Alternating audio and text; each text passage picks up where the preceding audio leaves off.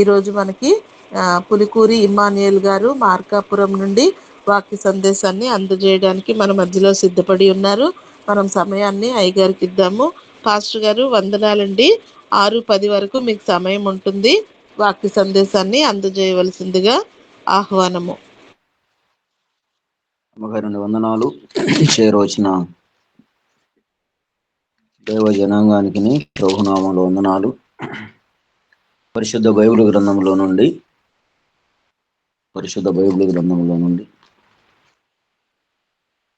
లేవియాకాండం 4వ అధ్యాయం 12వ వచనాన్ని చదువుకుందాం.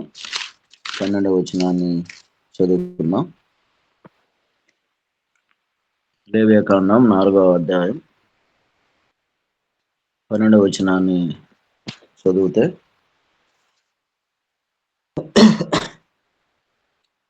పాలెము వెలుపల బూడిదను పోయి పవిత్ర స్థలమునకు తీసుకొని పోయి అగ్నిలో కట్టెల మీద కాల్చివేయవలను. దారుడు అయిన తండ్రి, మీ పరిశుద్ధమైన శ్రేష్టమైన మీ అత్యున్నతమైన నామమునకై స్తోత్రములయ్యా, స్తోత్రములు చెల్లిస్తూ ఉన్నా. ఉదయకాలపు వేళ చేరవచ్చిన నీ బిడ్డలందరినీ మమ్మల్ని మీరు కనికరించండి. మాకందరికీ ప్రాణప్రాప్తిని మీరు అనుగ్రహింపజేసి యేసు వైపు చూచుచు అనే ఆధ్యాత్మికమైన కార్యక్రమం ద్వారా ఇలాగ దినదినం అనుదినం మీ సన్నిధిలో నీకు సమీపంగా ఉండుటకు మీరు ఇచ్చిన గొప్ప తరుణం కొరకై, అవకాశం కొరకై స్తోత్రం. నీ బిడ్డలందరూ ప్రభు ఆసక్తితో పాటలు పాడారు. మీ వాక్యాన్ని చదవటానికి మీరు ఇచ్చిన తరుణం కొరకై స్తోత్రం. తిరిగి ప్రభు నీ సన్నిధిలో నీ మాటలు వినటానికి మీరు ఇస్తున్న మంచి తరుణం కొరకై స్తోత్రం. మీ మాటలు జీవము కలిగినటువంటివి, శక్తినిచ్చేవి. మీ మాటల ద్వారా మేము బలాన్ని, శక్తిని పొందుకునే భాగ్యాన్ని మాకు అనుగ్రహింప చేయండి. మిమ్మల్ని గురించినటువంటి సంగతులు వింటూ ఉండగా తండ్రి, మీరే మమ్మల్ని బలపరుస్తూ ఆశీర్వదిస్తున్నకే గణపరుస్తూ నిబిడమైన మేము ప్రభా నీ వాక్యం కొరకు ఎదురు చూస్తూ ఉండగా మా అందరిని మీరు దర్శించండి, ఆకర్షించండి. మరి విశేషంగా జూమును నడిపిస్తున్న నీ దాసుని కుటుంబాన్ని, ఆరోగ్యాన్ని, బిడ్డలను చక్కగా మీరే దీవిస్తూ ఆశీర్వదిస్తూ ముందున్నటువంటి జీవితాలలో కూడా, కాలాలలో కూడా అభివృద్ధి, ఆశీర్వాదాలను మీరు అనుగ్రహింపజేస్తున్నకే గణపరుస్తూ యేసయ్య అతి ఉన్నతమైన నామములో మరి వేడుకుంటూ ప్రార్థిస్తూ నాము తండ్రి, ఆమేన్. ప్రభునందు ప్రియమైన దేవుని బిడ్డలారా, యేసు వైపు చూచుచు అనే ఆధ్యాత్మికమైన కార్యక్రమం ద్వారా దినదినం అనుదినం ఇలాగ దేవునితో సహవాసం కలిగి, సంబంధం కలిగి, దేవునికి సమీపంగా దేవుని మాటలు వింటూ దేవాది దేవుణ్ణి గణపరచటం, స్తుతించటం మనకు మన జీవితాలకు ఎంతైనా అవసరం. ఉదయకాలపు వేళ పరిశుద్ధ బైబిల్ గ్రంథంలో నుండి లేవియాకాండం 4వ అధ్యాయం 12వ వచనాన్ని మనం చదువుకున్నాం. అదే రీతిగా సంఖ్యాకాండం 19వ అధ్యాయం 9 నుండి 12 వచనాలు కూడా మనం చదివితే అక్కడ కూడా భస్మమును గురించినటువంటి మాటలు మనకు అక్కడ కనపడతాయి. ఈ శ్రమల కాలపు శుభదినాలలో నిన్నటి నుండి ఏప్రిల్ మాసం వరకు 3వ తారీఖు వరకు మనము అనేక మంది జరుపుకునే ఈ లెంట్ డేస్ కావచ్చు, శ్రమల కాలపు దినాలు కావచ్చు, వసంతకాలం అని ఆయా విధాలుగా వాళ్ళు పెద్దలు ఆశించి ప్రార్థన పూర్వకంగా పేర్లు పెట్టి ఆ విధానాలలో దేవునికి సమీపంగా, దేవునికి దగ్గరగా ఉన్నటువంటి ఆశ చేత దేవునికి ఈ శ్రమల దిన కాలములోనైనా, ఈ శ్రమల కాలపు వేళలోనైనా దేవునికి దూరంగా ఉన్నటువంటి వారు దగ్గర ఉండాలని, దగ్గర చేరాలని వారు ఉపవాసాలు కావచ్చు, ప్రార్థన కావచ్చు, వారు చేసే దీక్ష కావచ్చు, లేక మండలం కావచ్చు, ఏది ఏమైనా ఈ శ్రమల కాలపు 40 దినాలు దేవునికి సమీపంగా ఉండాలని అనేక మంది పెద్దలైనటువంటి వారు ప్రార్థనాపూర్వకంగా ప్రారంభించినటువంటి ఈ శుభదినాలు. ఈ శుభదినాలలో దేవునికి దగ్గరగా గడిపి వారు వారి కుటుంబాలు దీవించబడులాగున అనేక మంది మేలు పొందినటువంటి వారు కూడా ఉన్నారు.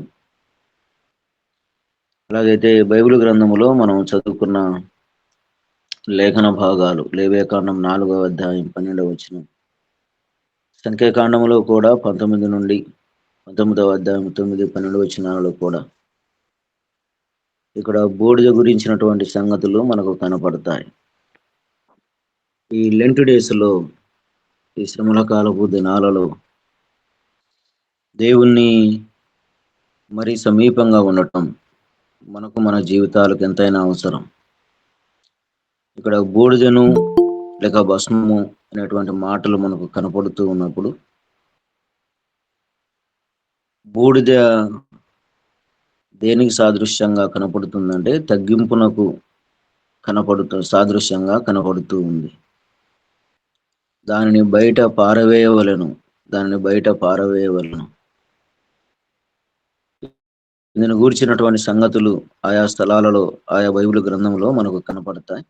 అయితే భక్తులైనటువంటి వారు దైవ సన్నిధిలో వారు పశ్చాత్తాపానికి గుర్తుగా, వారి తగ్గింపునకు గుర్తుగా, వారు ఏ విధంగా వారు గోనె పట్ట కట్టుకొని బూడిదలో కూర్చొని వారిని తగ్గించుకొని వారి విధానాలు హెచ్చుగా ఉన్నప్పటికీ కూడా, వారి అధికారాలు, వారి ఆస్తిపాస్తులు అధికంగా ఉన్నప్పటికీ కూడా దేవుని సన్నిధిలో వారు ఎలాగూ తగ్గించుకున్నారో, దేవుని సన్నిధిలో ఎలాగూ కూర్చొని ప్రార్థన చేశారో కొంతమంది భక్తుల జీవితాలలో నుండి, బైబిల్ గ్రంథంలో నుండి వాటిని గురించినటువంటి సంగతులు మనం ఆలోచన చేద్దాం.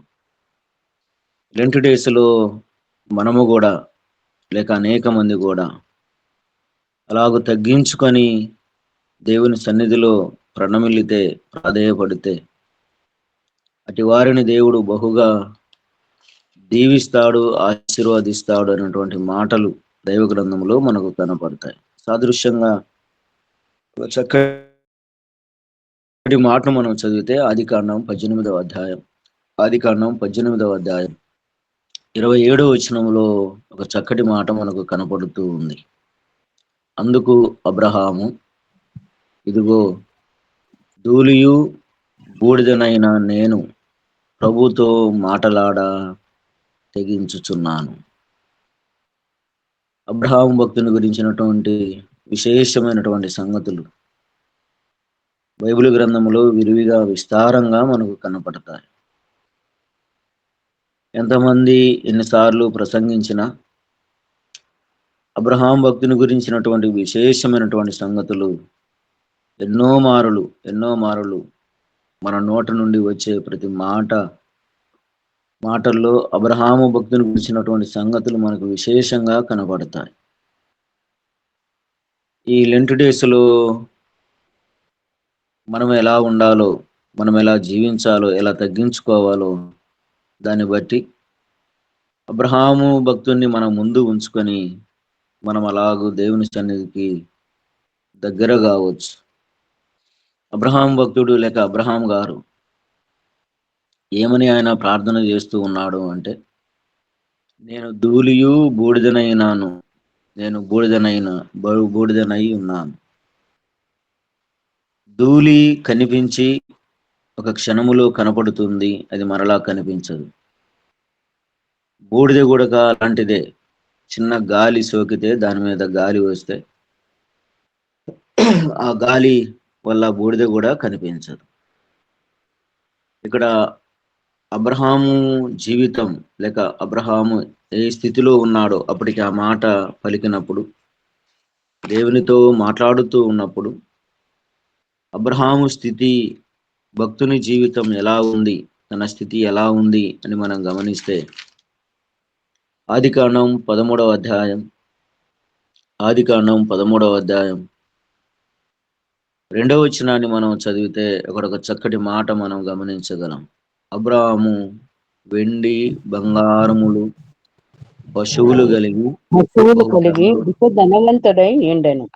అతడు ధనవంతుడు. ప్రయాణం చేయుచు దక్షిణం నుండి బేతేలు వరకు, అనగా బేతేలుకును హాయికిని మధ్య తన గుడారము మొదట ఉండిన స్థలము వరకు వెళ్ళి. ఆమె దేవునికి స్తోత్రం. అబ్రహాము జీవితం ఎలా ఉంది, లేక తన స్థితి ఎలా ఉంది అని మనం గమనిస్తే 2వ వచనంలో అబ్రాహాము వెండి బంగారములు పశువులు కలిగి బహుధనవంతుడై ఉన్నాడు. ధనవంతుడైన అబ్రహాం, భాగ్యవంతుడైన అబ్రహాము, వెండి కలిగినటువంటి అబ్రహాము, బంగారము కలిగిన అబ్రహాం. ఆ విధానాలు ఎంత చక్కగా పరిశుద్ధాత్మ దేవుడు జ్ఞాపకం చేశాడు అని మనం గమనిస్తే, ఆయన బహుధనవంతుడై ఉన్నాడు. అంత మాత్రమేనా అని మనము గమనిస్తూ ఉన్నప్పుడు అదే క్రింది వచనములో 6వ వచనములో అంటాడు కదా, వారు కలిసి నివసించుటకు ఆ ప్రదేశము చాలకపోయెను. ఎందుకనగా వారి ఆస్తి వారు కలిసి నివసించలేనంత విస్తారమై ఉండెను. ఆమె దేవునికి స్తోత్రం. అబ్రహామును దేవుడు ఎంతగా ఆశీర్వదించాడు అంటే, అబ్రహాము వారిరువురు లోతు కలిసి జీవించటానికి వారి ఆస్తిని దేవుడు ప్రబలింపజేశాడు, విస్తరింపజేశాడు. అబ్రహాము ఖాళీగా వచ్చాడు 12వ అధ్యాయంలో. బయలుదేరి నీ దేశాన్ని వదిలిపెట్టు అంటే, నీ బంధువులను వదిలిపెట్టంటే, నీ తండ్రి ఇంటి వారిని వదిలిపెట్టమంటే అన్నిటినీ వదిలిపెట్టి దేవుణ్ణి అనుసరించాడు. దేవుని వైపు ఎదురు చూసి దేవుని సంగతులు, దేవుని గూర్చినటువంటి విధానాలు అర్థమై అబ్రహాము బయలుదేరి వస్తే, ఆ బయలుదేరి వచ్చినటువంటి అబ్రహామును దేవుడు ఆశీర్వదించాడు. ఎంతగా ఆశీర్వదించాడు అంటే, వెండి ఉంది, బంగారం ఉంది, పశువులు ఉన్నాయి. బహుధనవంతుడైన అబ్రహాము అంటూ 6వ వచనంలో అంటారు కదా, వారి ఆస్తి వారు కలిసి నివసించలేనంతగా విస్తారంగా ఉంది. ఎంతగా దేవుడు అబ్రహామును ఆశీర్వదించాడు అంటే, వారి ఆస్తి వారు కలిసి నివసించటానికి స్థలము లేకుండా పోయింది. వారు కలిసి బ్రతకటానికి, కలిసి జీవించటానికి ఇరువురిని దేవుడు, అబ్రహామును లోతును దేవుడు బహుగా దేవుడు ఆశీర్వదించాడు. అక్కడే అదే అధ్యాయంలో మరొక మాట మనం చదివితే 14వ వచనం అనుకుంటా, 14వ వచనములో ఒక చక్కటి మాటను మనం గమనిస్తే, అబ్రాహాము తన తమ్ముడు చెరపట్టబడినని విని తన ఇంట పుట్టి అలవర్చబడిన 318 మందిని వెంటబెట్టుకొని దాను మటుకు ఆ రాజులను తరిమెను. తన దగ్గర 318 మంది పనివారు కలిగినటువంటి అబ్రహాం. ఎందుకు ఈ మాటలు మనము ఆలోచన చేస్తూ ఉన్నాము అని మనం గమనిస్తే, 18వ అధ్యాయములో దేవుని సన్నిధికి వచ్చిన అబ్రహాం భక్తుడు, దేవుని సన్నిధిలో గడుపుతున్న అబ్రహాం, దేవునికి సమీపంగా ఉన్నటువంటి అబ్రహాం, దేవుని ఒక ప్రదేశము కొరకు లేక ఒక గ్రామము కొరకు వారిని రక్షించాలి, వారిని కాపాడాలి, వారి పక్షముగా నిలవబడి వారికి రాకుండా కీడు ఆపుజేయాలని, ఆ శ్రమ ఆపుజేయాలని అబ్రహాం భక్తుడు అలాగూ దేవుని సన్నిధిలో ప్రార్థన చేస్తూ ఉన్నాడు.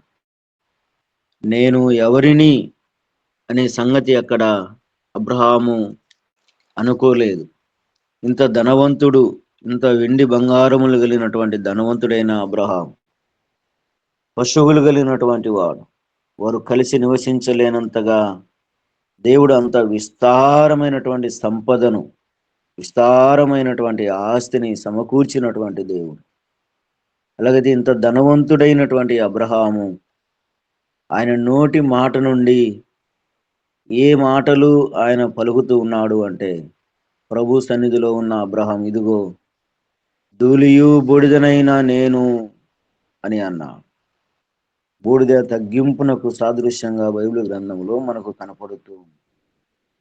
మరొక మాట మనం ఆలోచన చేస్తే, బూడిద శ్రమ వచ్చినప్పుడు, బాధ వచ్చినప్పుడు, దుఃఖం వచ్చినప్పుడు ఆనాటి రాజులు గోనెపట్ట ధరించి బూడిదలో వారు కూర్చునేవారు. ధూళి కనిపించదు, అలాగే బూడిద కూడా కనిపించదు. ఈ రెండు గాలి వస్తే ఇక ఎక్కడ అవి కనిపించవు, గాలిలోనే కలిసిపోతాయి. అబ్రహాం భక్తుని జీవితం, అంత ధనవంతుడైన అబ్రహాము, అంత పశువులు సంపద కలిగినటువంటి అబ్రహాము, అంత కలిసి నివసించలేనటువంటి విస్తారంగా దేవుడు అబ్రహామును ఆశీర్వదించాడు. 318 మంది పనివారు కలిగినటువంటి అబ్రహాం. ఇలాంటి భక్తుడైన అబ్రహాము, ఇలాంటి వాడైనటువంటి అబ్రహాము తన నోటి నుండి ఒక చక్కటి మాటను పలుకుతున్నాడు. నేను ఎవరిని అంటే, నేను ధూళిని, నేను బూడిదనై ఉన్నాను. తను తాను తగ్గించుకున్నవాడు హెచ్చించబడతాడని పరిశుద్ధ బైబిల్ గ్రంథంలో మనకు చక్కటి మాట మనకు కనపడుతూ ఉంది. ఇంత ధనవంతుడే గాని ప్రభు సన్నిధానానికి వచ్చేసరికల్లా, ప్రభు పాదాల చెంత చేరేసరికల్లా ఈ ధనం, ఈ సౌభాగ్యం, ఈ ఆనందం ఆయనకి ఏమీ అవసరం లేకుండా తన స్థితి ఎలాంటిదో, తన పరిస్థితి ఎలాంటిదో గమనించి గ్రహించి ఆయన బూడిదతో పోల్చుకున్నాడు, ధూళితో పోల్చుకున్నాడు. మానవుని జీవితం ఎప్పుడైనా బూడిద కావలసిందే. మానవుని బ్రతుకు, మానవుని దేహం ఎప్పుడైనా ధూళిలో కలిసిపోవలసిందే, లేక మట్టిలో కలిసిపోవలసిందే. నేను ఎవరిని అంటే, నేను మట్టిని అని అనుకున్నాడు. నేను ఎవరిని అంటే, నేను మట్టిలో ఎప్పుడైనా కలిసిపోవాలి. నా ఆస్తిపాస్తులు ఎంత ఉన్నా, ఎంత సౌభాగ్యంగా నేను బ్రతికినా, ఎంత ధనవంతుడనైనా, ఏదో ఒక దినం, ఏదో ఒక రోజు ఈ మట్టిలో నేను కలవాలి, ఈ బూడిదలో నేను కలవాలి. కాల్చిన, పూడ్చిపెట్టిన మట్టిలో కలవాలి, ఒకవేళ కాలిస్తే బూడిదగా మారిపోవాలి అని తలంచినటువంటి భక్తుడైన అబ్రహాం తన నోరారా పలికినటువంటి మాటలు. అంటే ధనవంతుడై ఉండి కూడా తను తాను తగ్గించుకున్నటువంటి అబ్రహాము భక్తుని మనం ఇక్కడ గమనిస్తాం. లెంట్ డేస్లో లేక ఈ శుభదినాలలో మనము గమనిస్తే, దేవునికి సమీపంగా, మరి దేవునికి దగ్గరగా ఉండాలి అంటే, దేవుని సన్నిధిలో మనము కనిపించకుండా, మనము ముందుగా కనపడకుండా, దేవుణ్ణి ముందుగా కనపరుస్తూ, దేవుణ్ణి ముందు పెట్టుకొని దేవుణ్ణి మహిమపరచగలిగితే, దేవుణ్ణి ఆరాధించగలిగితే, ఆయన్ను మనం హెచ్చించగలిగితే, దేవుడు మనల్ని హెచ్చించేవాడిగా ఉన్నాడు. అందుకే భక్తుడు అన్నాడు కదా, తను తాను తగ్గించుకున్నవాడు హెచ్చించబడతాడు. అబ్రహాము తన్ను తాను తగ్గించుకున్నాడు. ఆయన ఎంతగా హెచ్చించబడ్డాడో, ఎంతగా దేవుని సన్నిధిలో ఆశీర్వదించబడ్డాడు, ఆత్మీయంగా ఆశీర్వదించబడ్డాడు. సంతానంగా దేవుడు అబ్రహాము భక్తుని అంతగా ఆయన హెచ్చించాడు. అలాగే మనము కూడా అలాగూ ఉండగలిగితే, ఆనాడు అబ్రహామును ఆశీర్వదించిన దేవుడు ఈనాడు మనములను కూడా ఆయన ఆశీర్వదించేవానిగా దేవుడు ఉన్నాడు. అలాగే రెండవదిగా మరొక మాట మనం చదివితే, అదే అధ్యాయములో యోనా గ్రంథం 3వ అధ్యాయం 6వ వచనాన్ని మనం చదివితే అందులో కూడా ఒక చక్కటి మాటను మనం చదువుకోగలం. భక్తుడైన యోనా గ్రంథములో నుండి 3వ అధ్యాయం 6వ వచనాన్ని మనం చదివితే అక్కడ కూడా ఒక పట్టణంలో ఉన్నటువంటి ఆ సంగతి నినివే రాజునకు వినపడినప్పుడు అతడును తన సింహాసనం మీద నుండి దిగి తన రాజవస్త్రములు తీసివేసి గోనె పట్ట కట్టుకొని బూడిదలో కూర్చుండెను. ఆమె దేవునికి స్తోత్రం. ఆ మాటలు వినినప్పుడు నినివే పట్టణంలో పరిపాలన చేస్తున్న రాజు ఏం చేశాడు అని మనం గమనిస్తే ఆయన సింహాసనాన్ని దిగాడు, ఆయన రాజవస్త్రాన్ని తీసివేశాడు. అంత మాత్రమే కాదు, ఆయన గోనె పట్ట కట్టుకొని ఆయన బూడిదలో కూర్చొని దేవుని సన్నిధిలో ప్రార్థన చేస్తున్న, లేక తను తాను తగ్గించుకున్న నినివే పట్టణపు రాజును మనం అక్కడ గమనిస్తూ ఉన్నాం. తగ్గింపునకు సాదృశ్యంగా ఉన్నటువంటి బూడిదలో కూర్చొని దేవుని వైపు ఎదురు చూస్తున్న రాజును మనం గమనిస్తాం. ఆ మాటలు వినినప్పుడు అంటే ఆ రాజు ఏం మాటలు విన్నాడు, ఎవరు గురించినటువంటి సంగతులు విన్నాడు అని మనం గమనిస్తూ ఉన్నప్పుడు యోనా భక్తుడు, యోనా ప్రవక్త దేవుని చేత హెచ్చరించబడి, దేవుని చేత పంపించబడి ఇక నినివే పట్టణం 3 దినాలలో నాశనం అవుతుంది, దానికి వెళ్ళి నువ్వు సువార్తను ప్రకటించు అని దేవుని చేత ఆజ్ఞను పొంది, వర్తమానాన్ని పొంది యోనా భక్తుడు వారికి నినివే పట్టణస్థులకు ఒక రోజంతా సువార్తను ప్రకటిస్తే, దేవుని గురించినటువంటి రాకడను గురించినటువంటి విషయాలు ప్రకటిస్తే, ఆ గ్రామానికి, ఆ పట్టణానికి సంభవించబోయే ఆ విపత్తును గురించినటువంటి సంగతులు ప్రకటిస్తే, ఆ మాటలు విన్న రాజు నినివే పట్టణం అన్ని పరిపాలన చేస్తున్న ఆ రాజు ప్రప్రదంగా ఏం చేశాడు అని మనం గమనిస్తే, తన సింహాసనము నుండి దిగాడు, తన రాజవస్త్రములను తీసివేశాడు, గోనె పట్ట కట్టుకొని బూడిదలో కూర్చున్నాడు. ఇక్కడ ఒక చక్కటి మాటను మనం గమనిస్తూ ఉన్నప్పుడు రాజు సైతం దేవునికి లోబడ్డాడు, దేవుని భయానికి లోబడ్డాడు, దేవునికి విధేయత చూపాడు.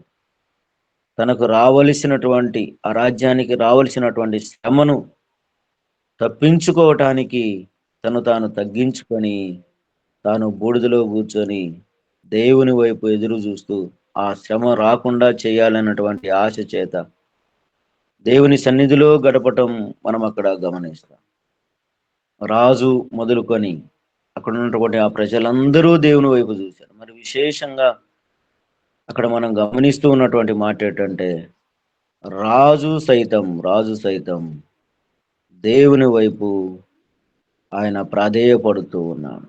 8వ వచనంలో మనం చదువుతున్నటువంటి మాట ఏంటంటే, 8వ వచనంలో 3వ అధ్యాయం 8వ వచనంలో, ఒకవేళ దేవుడు మనస్సు త్రిప్పుకొని పశ్చాత్తాప్తుడై మనము లయము కాకుండా తన కోపాగ్ని చల్లార్చుకొనును కనుక మనుషులు ఏదియూ పుచ్చుకొనకూడదు, పశువులు గాని, ఎద్దులు గాని, గొర్రెలు గాని మేత మేయకూడదు, నీళ్లు త్రాగకూడదు. మనుషులందరూ తమ దుర్మార్గములను విడిచి తాము చేయు బలత్కార్యములను మానివేయవలెను. మనుషులేమి పశువులేమి సమస్తమును గోనె పట్ట కట్టుకొనవలెను. జనులు మనఃపూర్వకముగా దేవుని వేడుకొనవలెను అని దూతలు నినివే పట్టణంలో చాటించి ప్రకటన చేసిరి. దేవునికి స్తోత్రం. ఇక్కడ మనం చదివినటువంటి మాటల్లో 8వ వచనం 9వ వచనం మనం చదివినటువంటి మాటల్లో మనుషులందరూ ఎంత కఠినంగా దేవుని సన్నిధిలో ఉన్నారు అంటే ఉపవాసం ఉన్నారు. వారు మాత్రమే కాదు, మనుషులు మాత్రమే కాదు, పశువులు గాని, చిన్నపిల్లలు కానీ ఏమీ త్రాగకూడదు, తినకూడదు. ఏమి తాగకూడదు, తినకూడదు. మాత్రమే కాదు కానీ 9వ వచనములో మనుషులందరూ తమ దుర్మార్గములను విడిచి తాము చేయు బలత్కారములను మానివేయవలెను. రాజాజ్ఞ. రాజాజ్ఞ. మనుషులేమి పశువులేమి సమస్తమును గోనెపట్ట కట్టుకొని ఉండవలెను. అంత మాత్రమే కాదు, జనులు మనపూర్వకముగా దేవుణ్ణి వేడుకొనవలెను.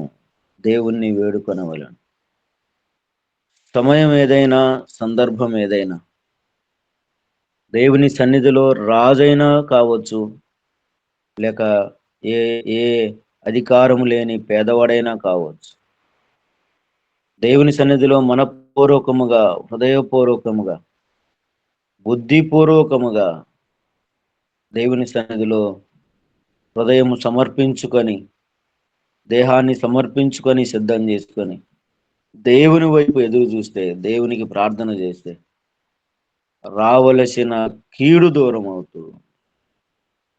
రావలసిన ప్రమాదాలు, మన ముందున్న ప్రమాదాలు దూరం అవుతాయి. కీడు దూరం అవుతుంది. ఆపదలు దూరం అవుతాయి. అనారోగ్యాలు దూరం అవుతాయి.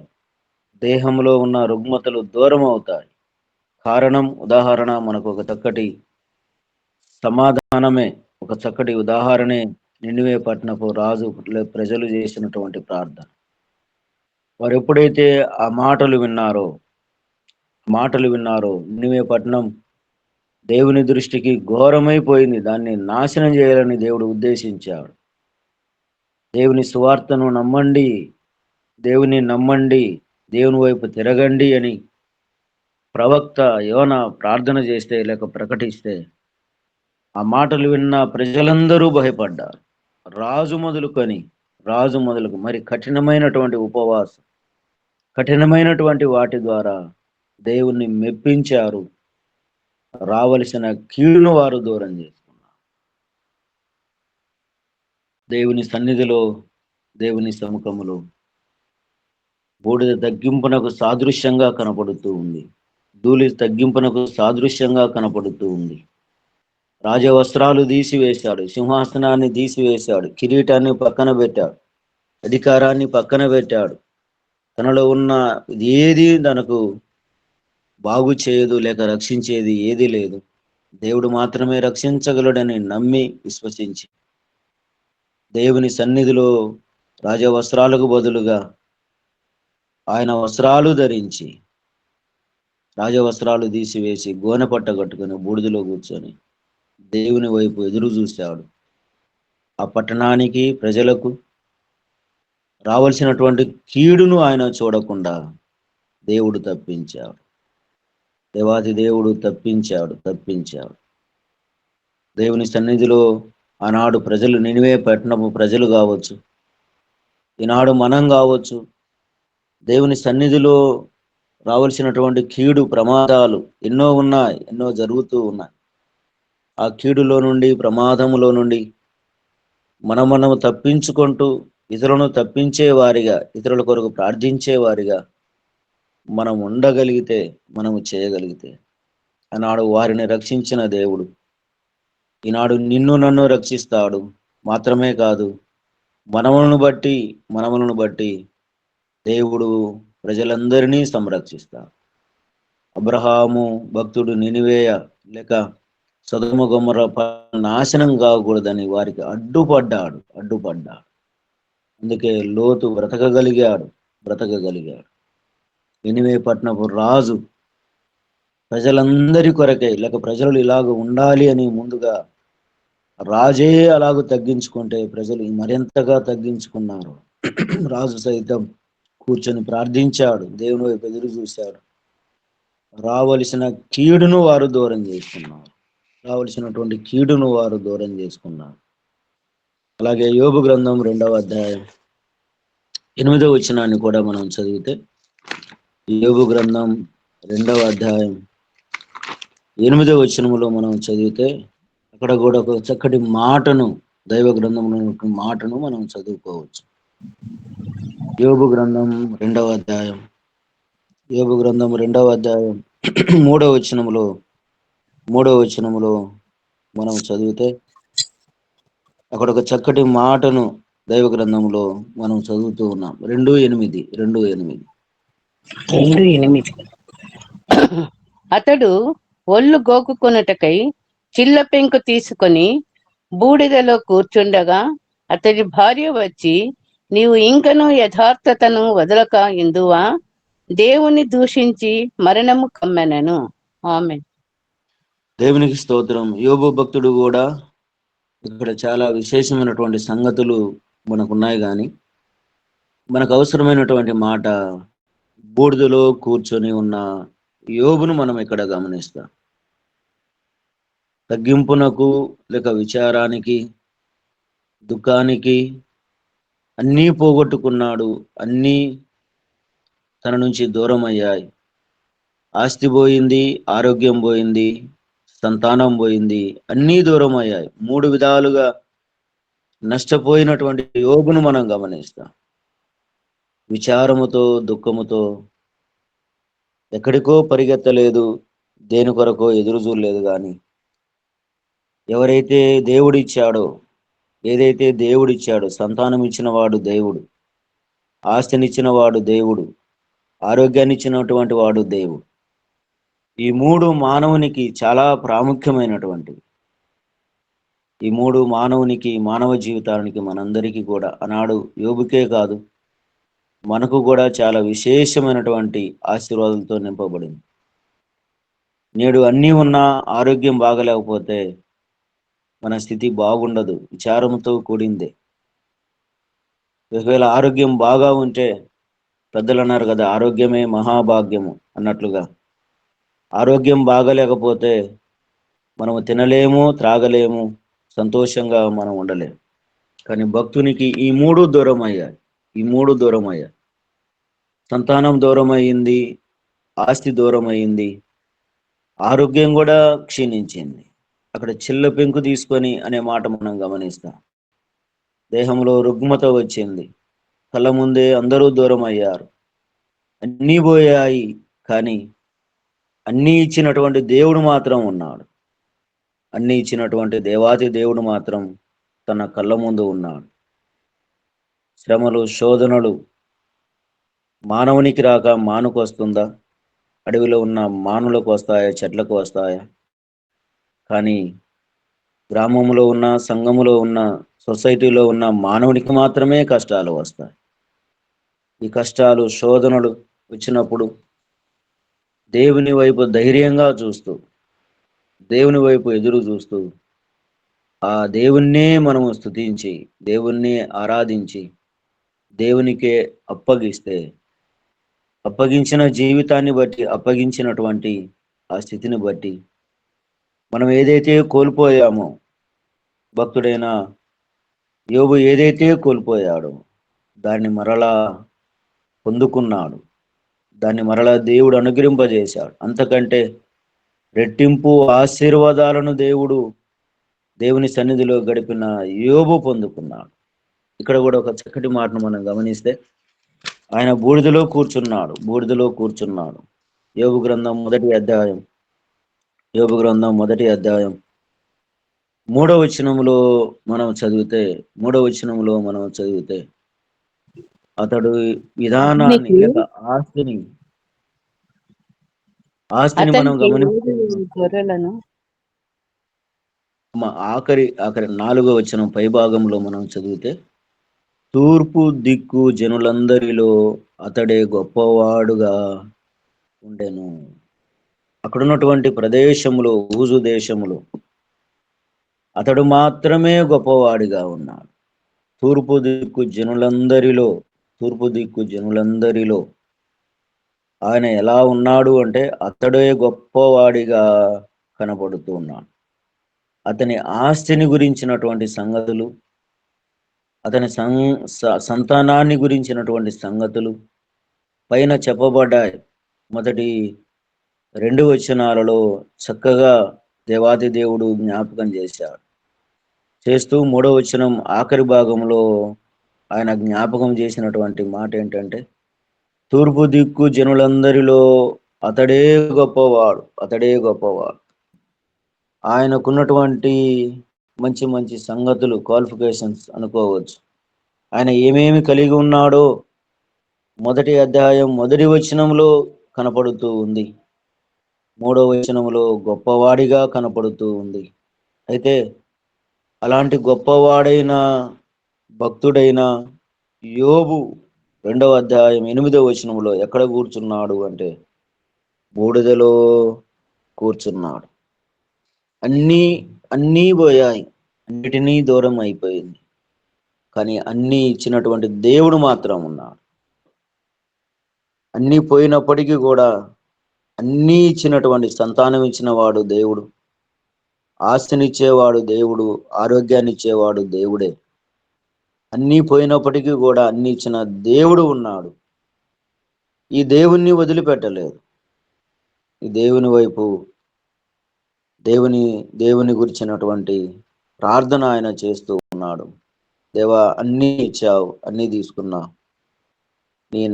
నీ నామమునకే స్తుతి కలుగునుగా. కానీ హృదయపూర్వకంగా మనస్ఫూర్తిగా దేవుణ్ణి ప్రార్థించటం ప్రారంభించాడు. 42వ అధ్యాయంలో చక్కగా ఆయన చేసిన ప్రార్థనకు జవాబును దేవుడు అనుగ్రహింపజేశాడు. రెట్టింపు ఆశీర్వాదాన్ని దేవుడు అనుగ్రహింపజేశాడు.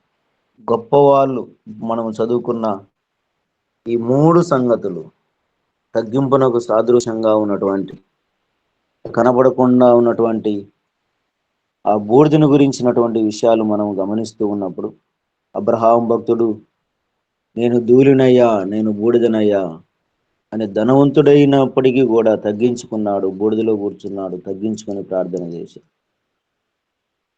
బిడ్డలను దేవుడు ఆశీర్వదించాడు.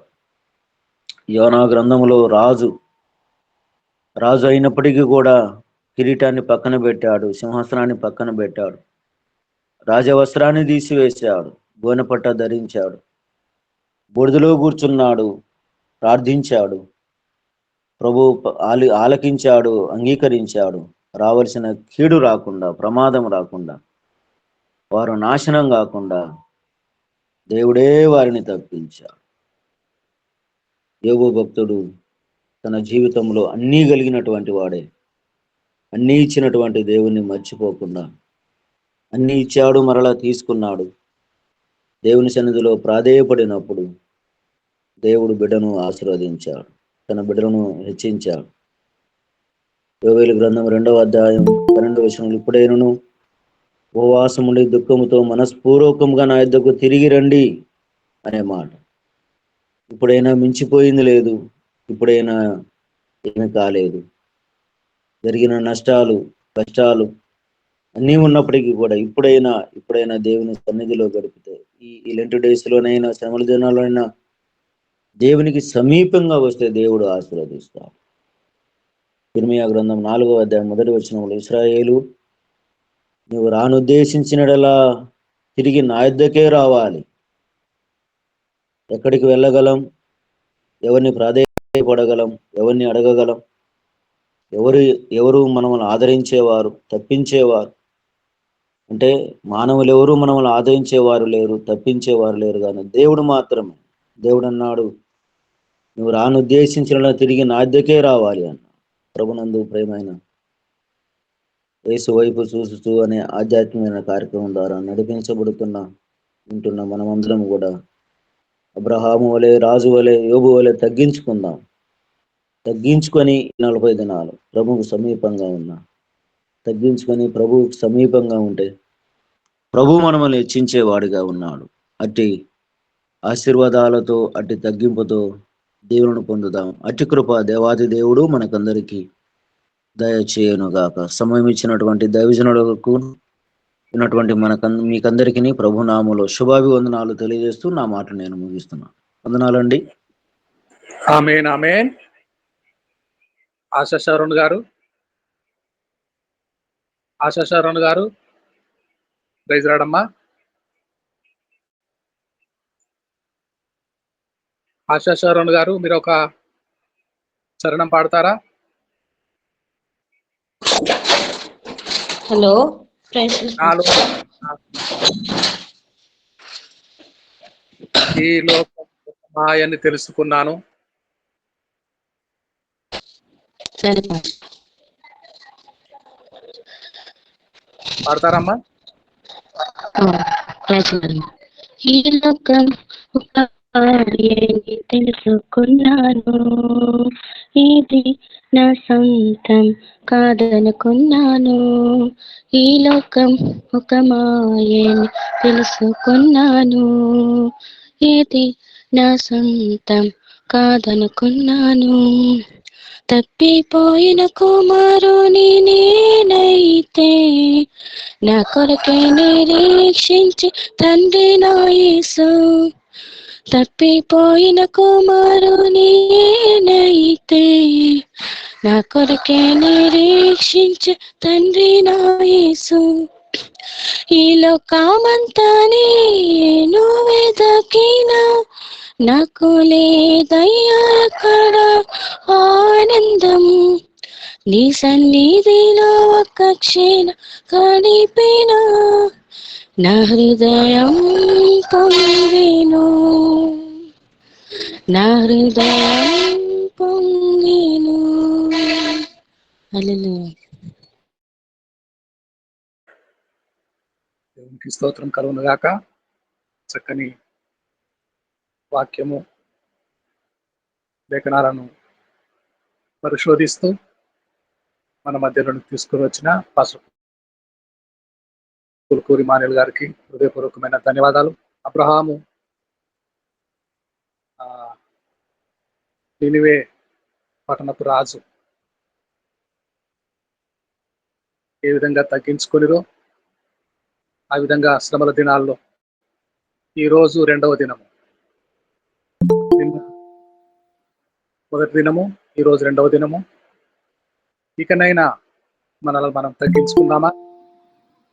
ఇకనైనా తగ్గింపు దీన హృదయం కలిగి దేవుని ఎదుట పూర్వీకులు ఏ విధముగా తమను తాము ధూళిగా ఎంచుకున్నారో, బూడిదలో కూర్చున్నారో, ధనవంతుడైన వెండి బంగారము పశువులు విస్తారముగా కలిగిన ధనవంతుడైన అబ్రహాం, నినివే మహారాజు ఏ విధముగా తగ్గించుకునిరో ఆ విధంగా తగ్గించుకుందామా? ప్రభు శ్రమలను జ్ఞాపకం చేసుకుందామా? శిలువ బాధను జ్ఞాపకం చేసుకుందామా? రండి, చక్కగా వాక్యం అందించిన దైవజనులు ఇమానియల్ గారి పాస్టర్ గారికి మరొకసారి వందనాలు తెలియజేసుకుంటున్నాము.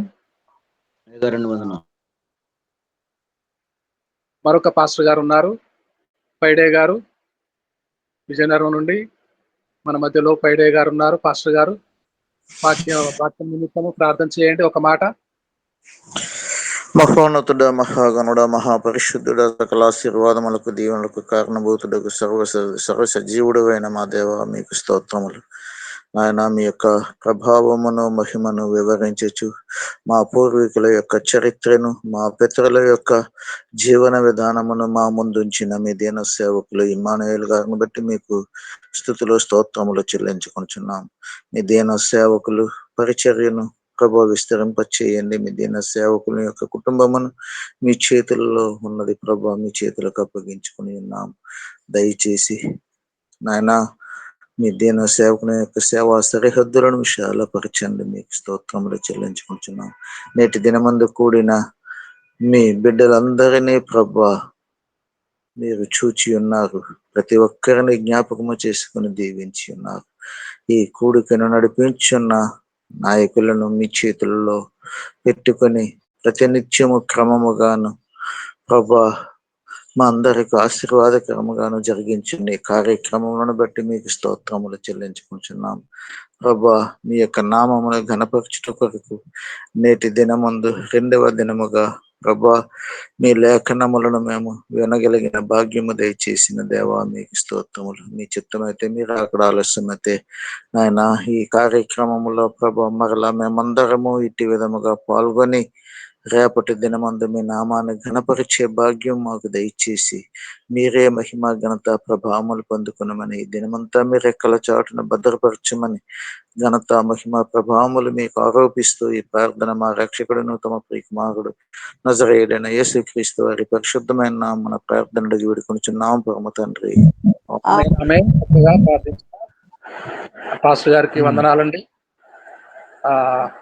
పరలోక ప్రార్థన, ప్రభు నేర్పిన ప్రార్థన చెప్పుకుందాము.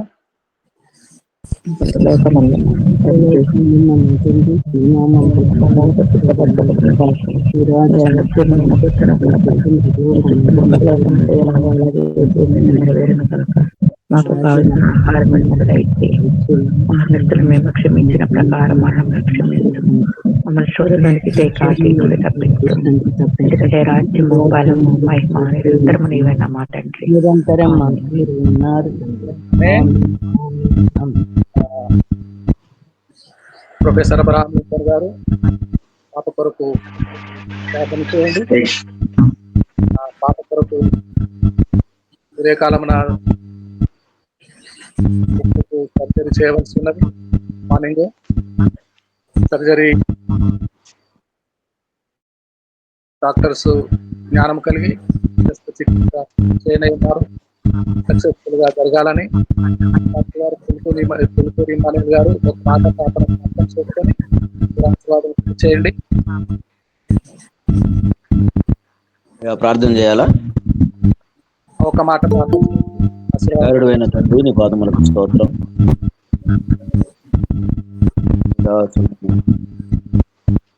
పాపను మీరు సంరక్షించండి, కాపాడండి. నీ సన్నిధి కాంతిని బిడ్డ మీద ప్రకాశింపచేయండి. శుభదినం ఆపరేషన్ సిద్ధపడుతూ ఉండగా